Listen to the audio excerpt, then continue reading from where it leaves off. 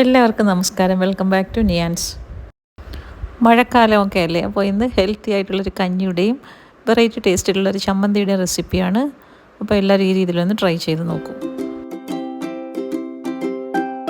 ഇത് തയ്യാറാക്കുന്നതിന് വേണ്ടി 1/4 കപ്പ് ചെറുപയർ പാത്രത്തിലേക്ക് ഇട്ട് കൊടുത്ത് നന്നായി ഒന്ന് കഴുകി വൃത്തിയാക്കി എടുക്കാം. പിന്നീട് അത് കുക്കറിലേക്ക് ഇട്ട് കൊടുത്ത് നന്നായിട്ടൊന്ന് വേവിച്ചെടുക്കാം. കുക്കറിലേക്ക് വെള്ളം ഒഴിച്ചു കൊടുത്ത് ചെറുപയർ വേകാൻ വയ്ക്കുന്ന സമയം കൊണ്ട് നമുക്കൊരു ചമ്മന്തി തയ്യാറാക്കി എടുക്കാം. ചമ്മന്തി തയ്യാറാക്കുന്നതിന് വേണ്ടി ഒരു 4 വറ്റൽമുളക് എണ്ണയിലേക്ക് ഇട്ട് കൊടുത്ത് നന്നായിട്ടൊന്ന് മൂപ്പിച്ചെടുക്കാം. ഇതുപോലെ നന്നായി മൂത്ത് കളറൊന്ന് മാറി വരുമ്പോൾ എണ്ണയിൽ നിന്നും കോരി മാറ്റാം.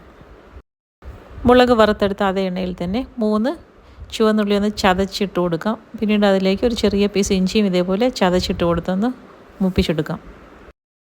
ഇഞ്ചി ഉള്ളിയൊക്കെ ചതച്ചിട്ട് മൂപ്പിച്ചെടുക്കുന്നത് കൊണ്ട് തന്നെ ഉൾവശമൊക്കെ നന്നായിട്ടൊന്ന് മൂത്ത് കിട്ടും. ഇതേപോലെ അതും പരുവാകുമ്പോഴേക്കും എണ്ണയിൽ നിന്നും കോരി മാറ്റാം.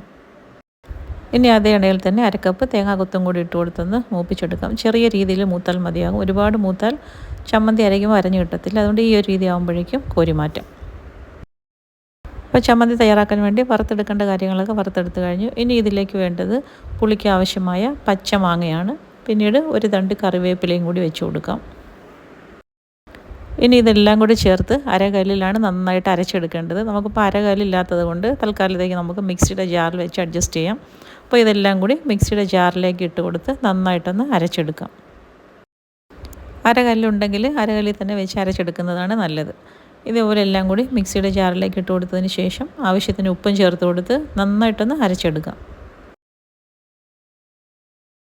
അപ്പോൾ അത് ചമ്മന്തി ഈ രീതിയിൽ നന്നായി അരച്ചെടുത്തിട്ടുണ്ട്. ഇനി നമുക്കൊരു പാത്രത്തിലേക്ക് മാറ്റി കൊടുക്കാം.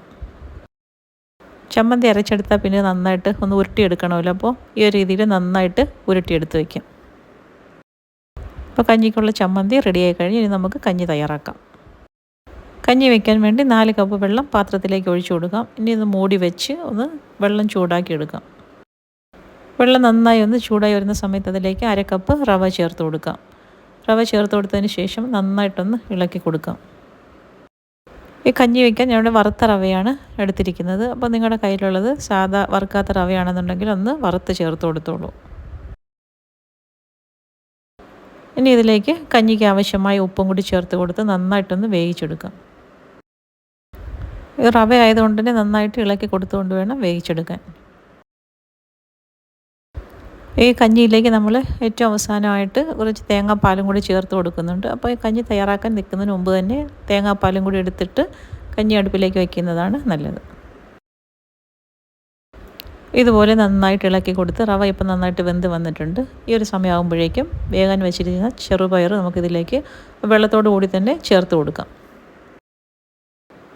ഈ സമയം കഞ്ഞിക്ക് വെള്ളം കുറവാണെന്ന് തോന്നുന്നുണ്ടെങ്കിൽ ആവശ്യത്തിനുള്ള വെള്ളവും കൂടി നന്നായിട്ട് തിളപ്പിച്ച് ഇതിലേക്ക് ചേർത്ത് കൊടുക്കാം. ചെറുപയറും ചേർത്ത് കൊടുത്തതിന് ശേഷം നന്നായിട്ട് 1 മിനിറ്റോളം ഇതേപോലെ ഒന്ന് ഇളക്കി കൊടുക്കാം. ഞാൻ രണ്ടാമത് ഇതിൽ വെള്ളമൊന്നും ചേർത്ത് കൊടുത്തിട്ടില്ല. തേങ്ങാപ്പാലും കൂടി ചേർത്തപ്പോഴേക്കും നമുക്ക് കഞ്ഞി കുടിക്കാൻ ആവശ്യമുള്ള നല്ലൊരു കൺസിസ്റ്റൻസിയിലായിരുന്നു. പിന്നീട് വെള്ളം ചേർത്ത് കൊടുക്കേണ്ടി വന്നില്ല. അപ്പം ചെറുപയറും ചേർത്ത് കൊടുത്ത് 1 മിനിറ്റ് കഴിഞ്ഞ് ഈ ഒരു സമയമാകുമ്പോഴേക്കും നമുക്കിനി തേങ്ങാപ്പാലും കൂടി ഇതിലേക്ക് ചേർത്ത് കൊടുക്കാം. ഇനി ഫ്ലെയിം ഓഫ് ചെയ്തതിന് ശേഷം നന്നായിട്ടൊന്ന് മിക്സ് ചെയ്ത് കൊടുക്കാം. അപ്പോൾ വളരെ ടേസ്റ്റിയായ കഞ്ഞി തയ്യാറായി കഴിഞ്ഞ് ഇനി നമുക്കിതിലേക്കൊന്ന് താളിച്ചൊഴിക്കണം. ചുവന്നുള്ളിയും കടുകും വറ്റൽമുളകും കറിവേപ്പിലയും എല്ലാം കൂടി ചേർത്ത് നന്നായിട്ടൊന്ന് താളിച്ച് ഇതിലേക്ക് ഒഴിച്ച് കൊടുത്ത് ഇതുപോലെ നന്നായി ഒന്ന് മിക്സ് ചെയ്ത് കൊടുക്കാം. സൂപ്പർ ടേസ്റ്റിലുള്ള കഞ്ഞിയാണ്. അപ്പോൾ ഈ ഒരു മഴക്കാലത്ത് ഈ ഒരു കഞ്ഞിയും തയ്യാറാക്കി കഴിച്ച് നോക്കൂ.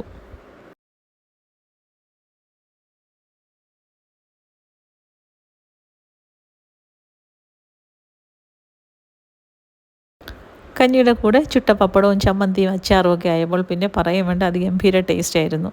അപ്പോൾ ഈ ഒരു കഞ്ഞി ഇങ്ങനെ ഒന്ന് തയ്യാറാക്കി നോക്കൂ. വീഡിയോ ഇഷ്ടമായി ലൈക്ക് ചെയ്ത് സബ്സ്ക്രൈബ് ചെയ്ത് സപ്പോർട്ട് ചെയ്തേക്കൂ. വീണ്ടും അടുത്ത വീഡിയോയിൽ കാണുന്നത് വരെ bye from Niyans. Thanks for watching.